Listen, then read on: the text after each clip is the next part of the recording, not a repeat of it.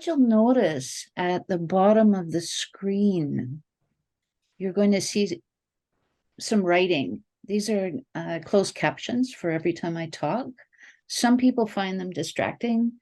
Other people who are neurodivergent find them actually very helpful so that they can read along as I'm speaking, and they get this sort of dual input so that their minds don't drift off on something. It's also very helpful for people whose language is other than English. It gives them another set of stimuli to deal with.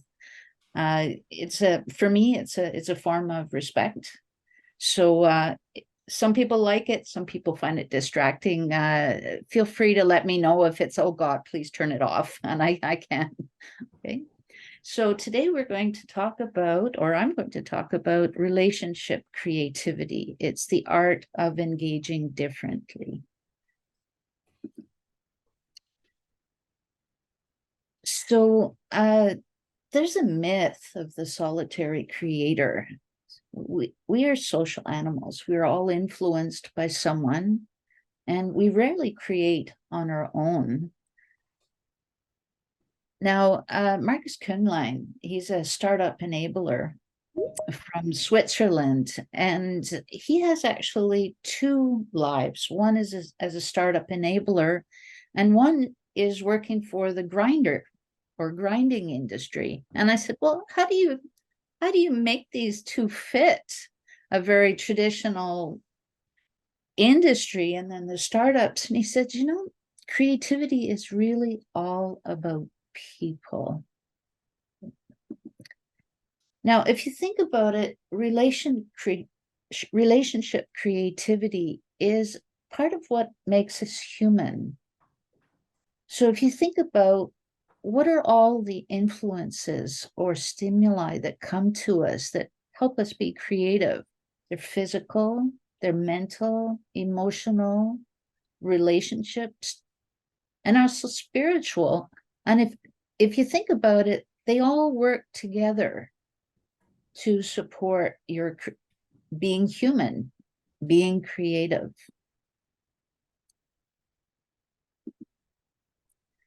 So this is something that not many of us think about, is that our relationships can actually be creative.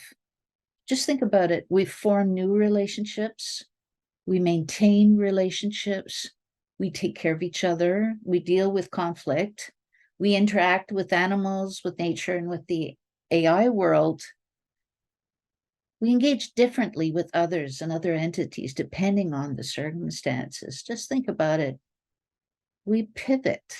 We move forward in a relationship. We move back, we pivot, we go, oh, well, obviously this isn't working, so we're going to try something else. This is, for me, about being creative.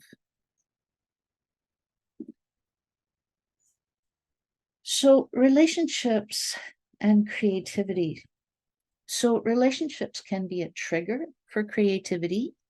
They can be a supportive background, or they can be the creative process itself.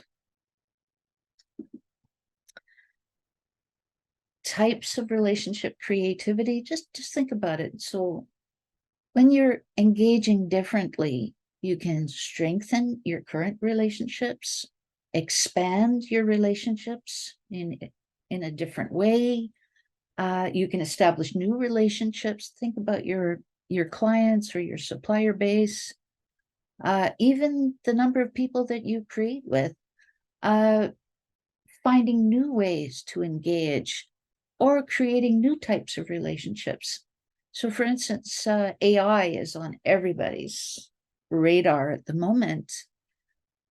What about new types of relationships? A relationship with machines, a relationship with avatars, a relationship with virtual assistants. That's all about finding new ways of engaging. There are good relationships based on trust, where you're able to go forward. There's lots of literature on If you are feeling psychologically safe, that you're more likely to want to share with others. But bad relationships can also be a trigger for engaging differently. It's a need, it's a search for something different or better. A supportive background. Adam Grant talks about burstiness. It's kind of a neat word. It's about providing a common space for the magic to happen. And just think it's extrovert heaven. You have a bunch of extroverts that are all jumping up and down, and there's all kinds of ideas floating around and firing away. That's where the magic happens. But Susan Cain, in her book about quiet, she says that the world is made for extroverts, but what about introverts?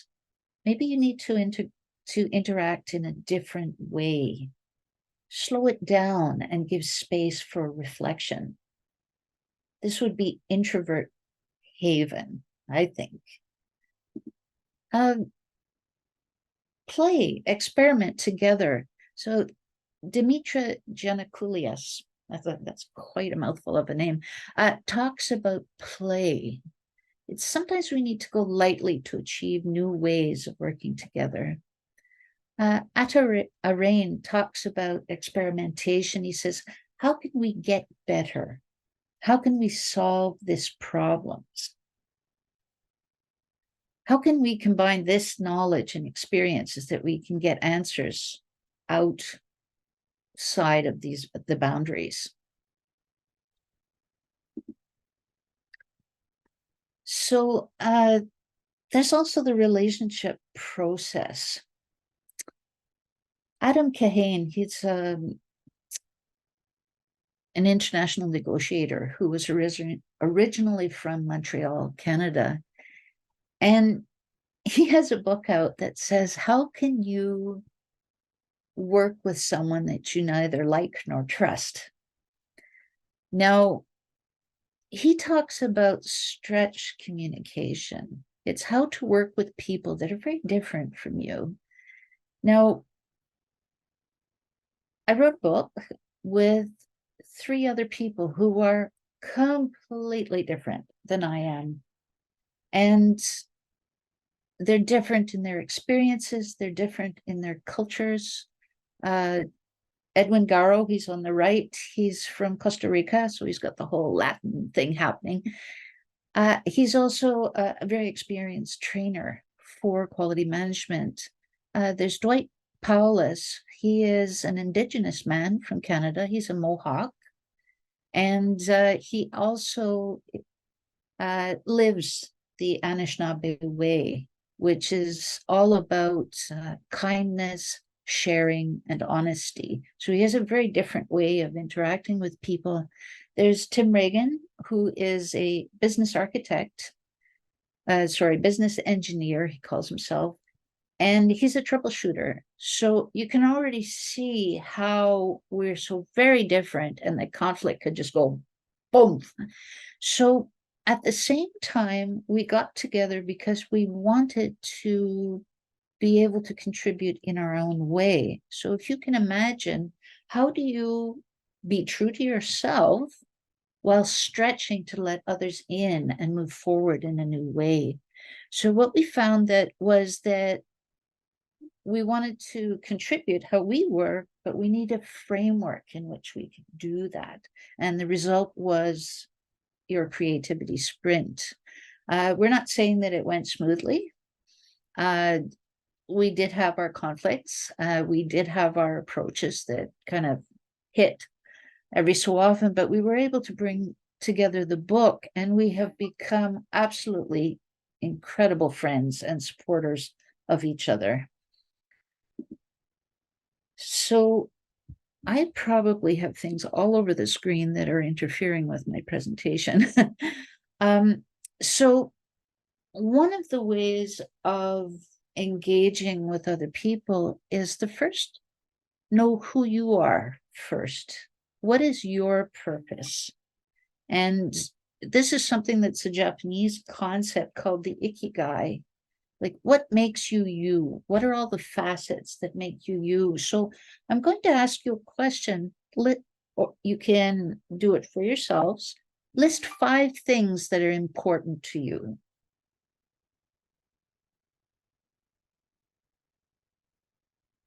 Doesn't have to be what you see on the screen. It's 5 things that are important to you.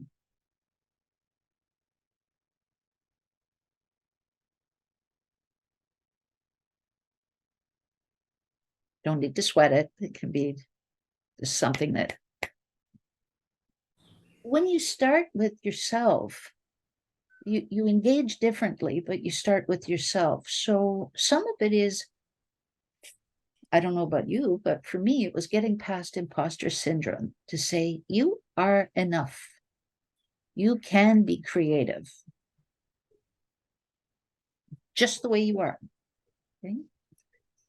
The second is getting over the walls you build for yourself. Oh, I'm not creative. I can't do this. I can't. I just can't.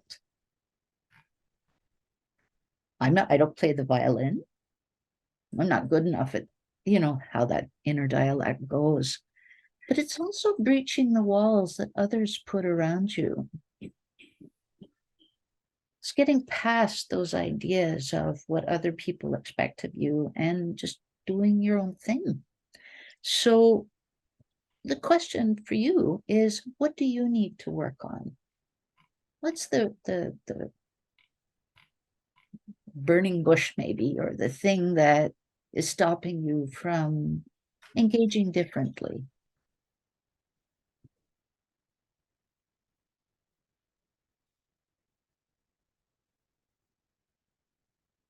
You need 50 seconds. You already know, just like that.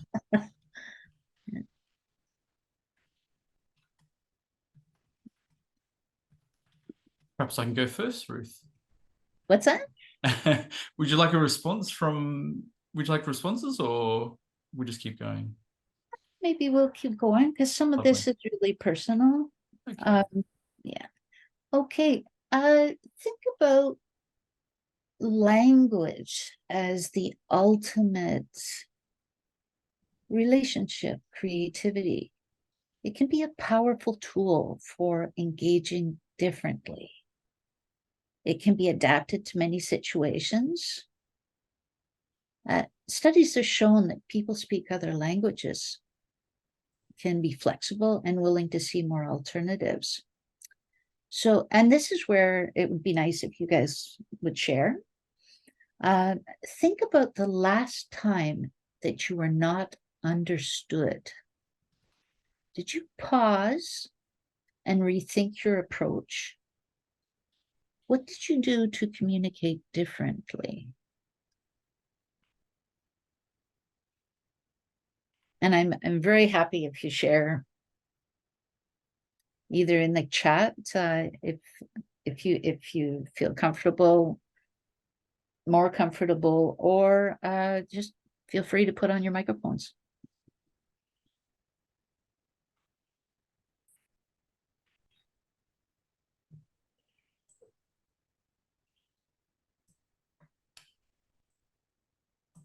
So I can see a couple things in the chat. Can you help me out with those?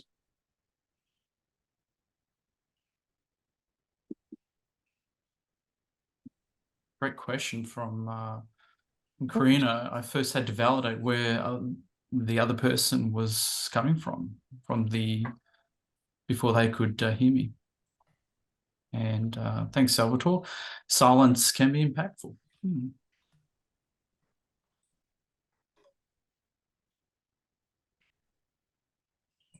So what do you mean by silence can be impactful? Is that so that you can process, or that they can process, or you're both processing together?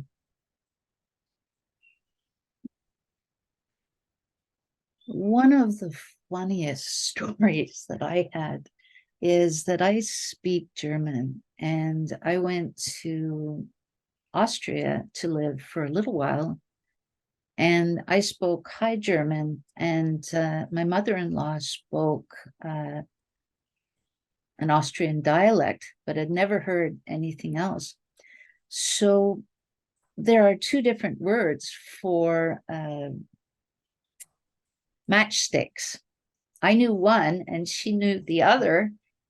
And when she said it and I didn't understand, she just talked louder as if I hadn't heard her properly. And so the volume kept going up. And for me, that was just the funniest thing. And eventually I understood what she meant because she started to gesture. So these things can be funny, but they can also be less helpful when you have troubles communicating. Does anyone else have a story that they'd like to share?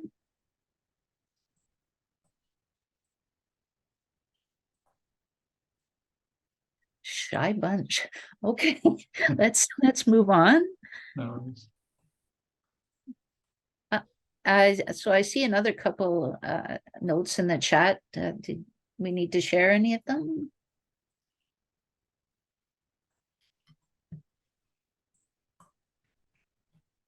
Yeah, Self made a really great follow-up there. Your words can muddy and misrepresent.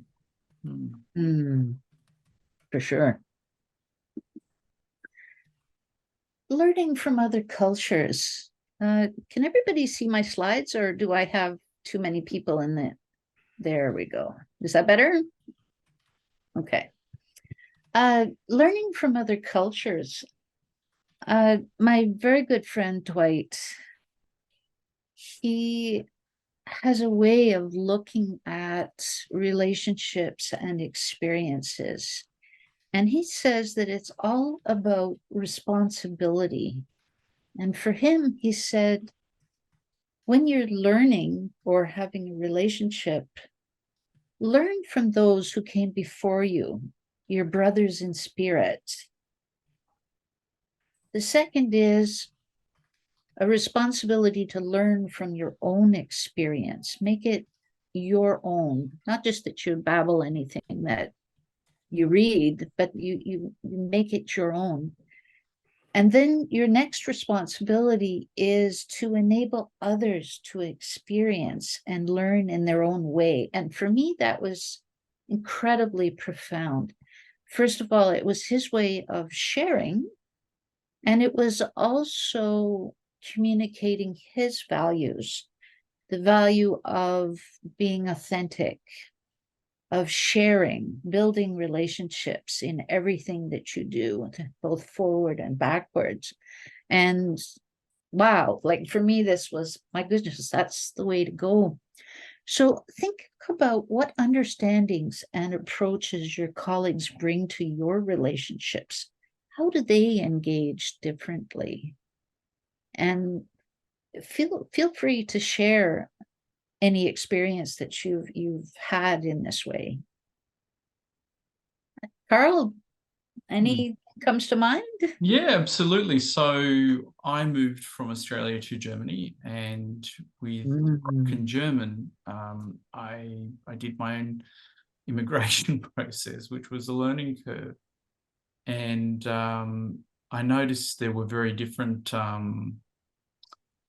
once I went into the workplace, very different sort of mannerisms and postures that were just very different to my Anglo world back in Canberra, Australia. Oh, we've got a question there. A really great response from Karina. She was just in Japan for a month. I really appreciate how people are respected, and it's a little quieter than the US, but great insight. Thanks, Karina.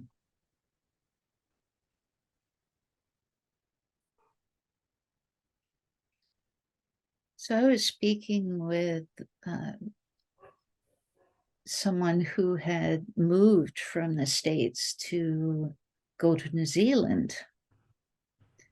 And Amanda Zimmerman, she said, it's amazing. You're speaking the same language, but there are different words. And you have to sort of think, oh, okay, yeah, I see why they would say it that way. but it was surprising for her that even English can be different. And she said that we need to take the time and space to understand people's point of view and the words that they use. All right. Another way of looking at your relationships is to make room for different ways of being and different ways of knowing. This is something that's very dear to my heart. I am neurodivergent. And what neurodivergence is, it's people who have autism, ADHD, dyslexia, hypersensitivity. Aphantasia is an interesting one. It's people who have no visual memory. But they have surprisingly powerful approaches. They're just wired differently. And encompassing different ways of being can be all about problem solving, finding different ways to engage. So my challenge to you is, how would you make your creative sessions more neuro-inclusive or accepting of difference? So you've noticed that at the bottom of my screen, which I have probably done something with now. There we go, I've covered it up. Is having closed captions at the bottom of your screen so that people who absorb information in different ways will have a different way. Another thing that I've seen in the quality management world, specifically the Toyota way, is it allows people to get up and move around because some people process things differently. So if you think about it, how would you make your creative sessions more neuro-inclusive or accepting of difference? And if you have any tips to share, that would be amazing, actually. I'll jump in. That really is, that's an eye-opener for me personally, Ruth. I make films and series for international distribution. One of them, and I have to say that's something I need to take forward, particularly when it comes to making it more accessible and inclusive. So I spent some time in subtitling and voiceover and dubbing, running a business. So I appreciate that. But going one step further with audio description is something that I started impressing on other producers. So just to broaden that up, not necessarily neurodivergency, but needless to say, along those lines. So I've spoken with, her name is, oh my goodness, now I'm missing it. Julie Savage-Fournier. She's from Montreal, and she talks a lot about neuro-inclusion, in that if you are accommodating neurodivergent individuals, you're actually benefiting everyone else. So for instance, with people with ADHD, if they're bored, they're going to wink out somewhere. Well, if one person's bored, maybe everyone else is, and you need to pick up the pace. So that when you design your creative sessions, or you relate to other people for a specific person, maybe you're benefiting everyone else.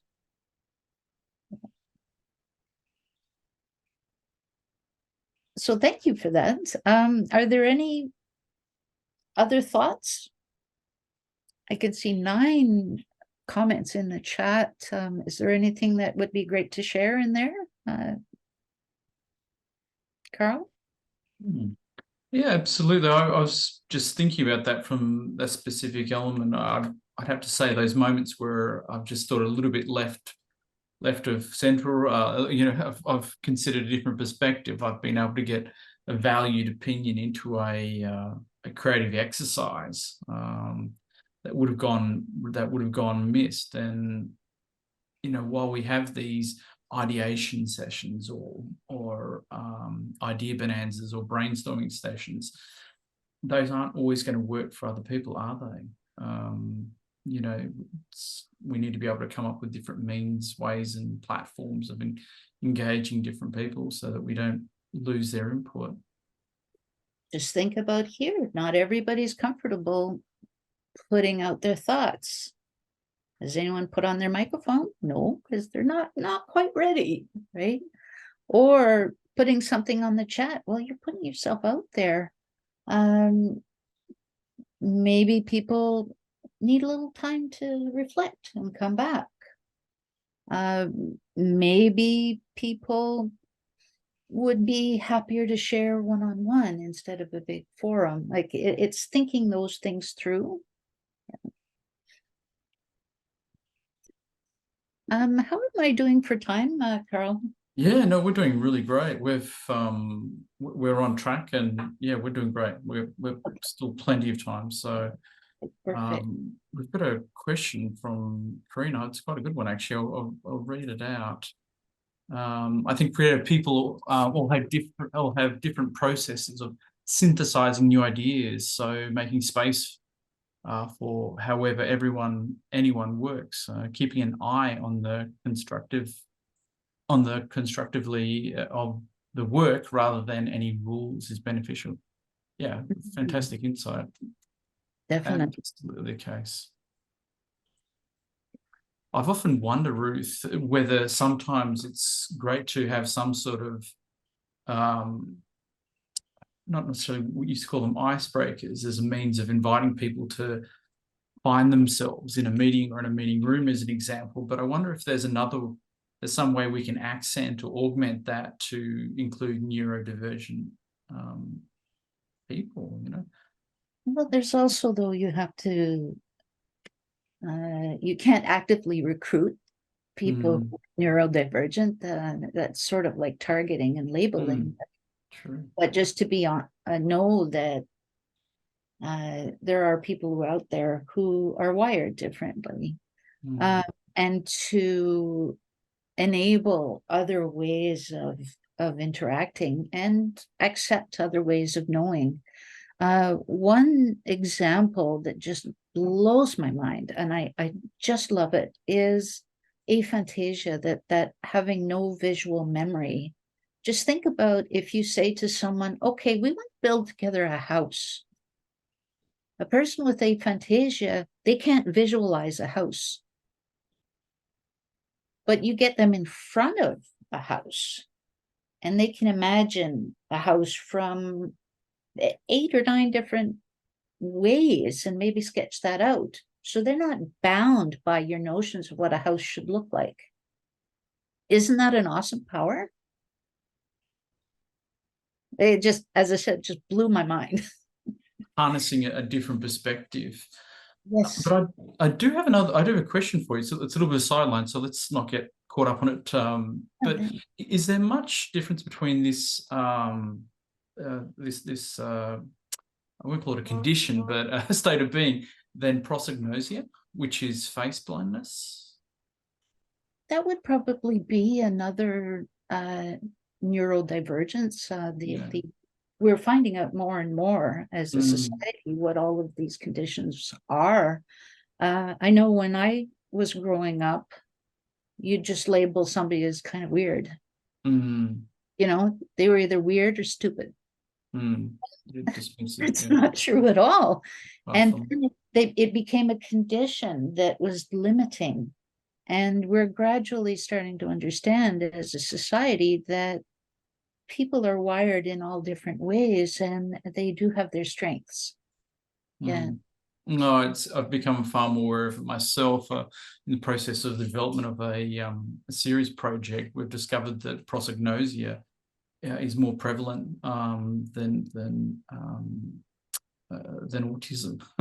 So it's somewhat amazing. So, you know, a real eye-opener. And, you know, most importantly, we had to bring on board a consultant with prosopagnosia so that we ensure we capture, you know, what we need to capture. Otherwise, it gets lost. So if we dial it back to what we're talking about today is relationship creativity, is it's all about engaging differently, looking at different ways of working together and seeing other people's strengths and what they have to contribute. Isn't that so? Yeah. All right. Well, we're going to do something different. This is an exercise in something that Edward de Bonos calls lateral thinking. So lateral thinking is about breaking your thought patterns so that you can connect the dots differently. So in the interests of seeing how we can engage differently, one of the ways to engage differently particularly for people who hate role playing, me, is having a relationship with a superhero. Okay? So this exercise is, what would your favorite superhero advise? So you're bringing your superhero into the conversation, into your engagement process. So think of this issue. How would you build artificial intelligence into your creative process? Doesn't matter what you come up with. It's just, this is what you want to do. Say, so you've decided you want to build AI into your creative process. So put that aside. Excuse me, I'm going to cough.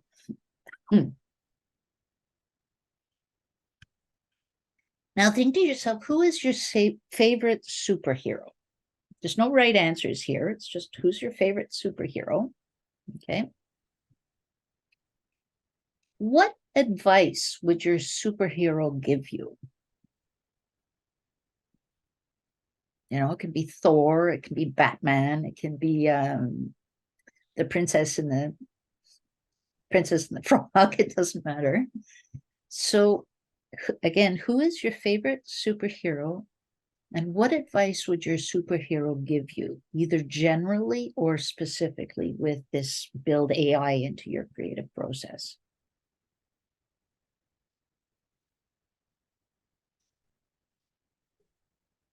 And the last question would be, what insights does this advice give you on your issue?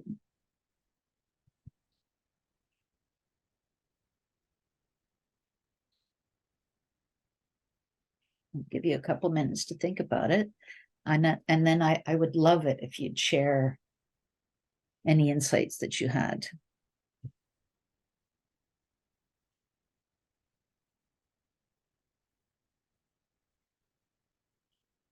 And just to frame that, English might be your second language or your first, it doesn't matter. We're all friends here, so.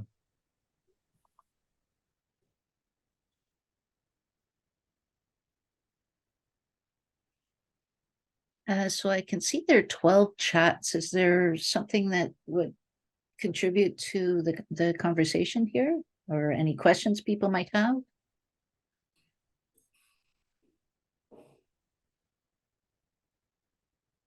Oh, there's another one. Mark, is there something we need to share?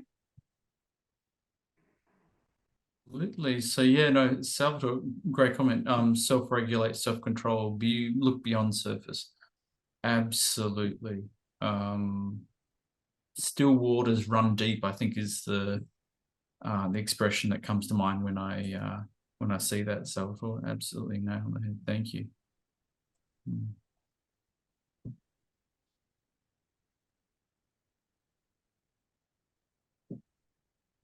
So any specific thoughts of what advice your superhero was giving you that would be perfect for building AI into your creative process. Maybe what I'm trying to say is, okay, so your superhero would say still waters run deep. How would you use that to help you build AI into your creative process? That's what I mean. It's going that next step.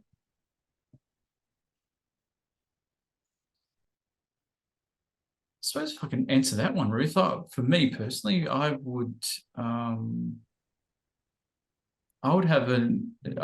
spend an inordinate amount on the architecture so that those subtle moments, suggestions, and strings are possible.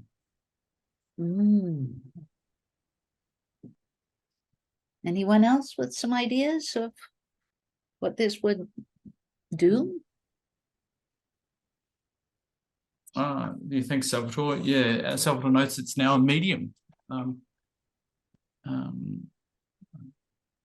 Absolute case. I will also. So true. Salvatore says, yeah, it cannot be dismissed. It's absolutely the case.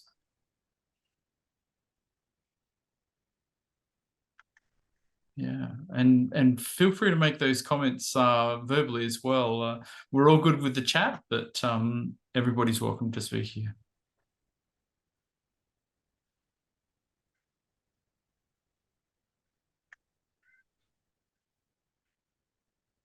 All right. Are there any more comments? What do you think of this process?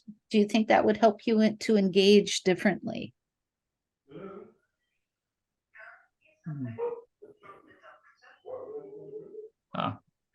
Michael, you're unmuted. Glad to have you on. You have a question? No worries. I'll leave you to it. Right. So how are we doing for time, Mark? Yeah, we're great. We're at 43 minutes. So, yeah, so I think we're really sort of at a point now where I think we might start wrapping up. But right. Well, I think we've got enough time for just one tiny exercise then. Please do. Yeah, go for it. That'd be great. Learn from nature. So nature has its own relationships. And can you think of a relationship in nature that enables working together to create something new? Does this give you any ideas on how to engage differently? So I love peonies, you know, those great big flowers, and they've got this just extraordinary smell. They won't open until the ants chew around them and take off the sticky liquid. That's just so interesting for me. Because I always wondered, why are the ants always on my peonies? And it is simply that they are helping the flower to open. So if you think about it with nature, that's a relationship all on its own. It's symbiotic, where everyone's working towards having something happen. So do you have any examples? And what does that tell you about how to engage differently? You know, it's interesting you say that. So a very basic example, when I lived in Australia, I moved from planting a tree that day so I could have that satisfaction, and then moving to a place where I would prepare the ground. I'd put in some gypsum to break up the clay and some fertilizer, fill it full of water, walk away, and, you know, let nature, you know, get involved rather than me having to control the process. That'd be one thing I'd bring in. Sometimes it's a good idea to prepare the ground, then, you know, leave it open. Let things happen, pun intended, organically happen, right? Yeah. Thanks, Karina. You're absolutely right. It is a wonderful approach, and yeah, I think sometimes some ideas and some information needs to be received, and you need to sort of marinate on it a little, think about it a little while. But yeah, you're absolutely right. I find that I have to read things a couple of times or watch a video twice before I take it in. But yeah.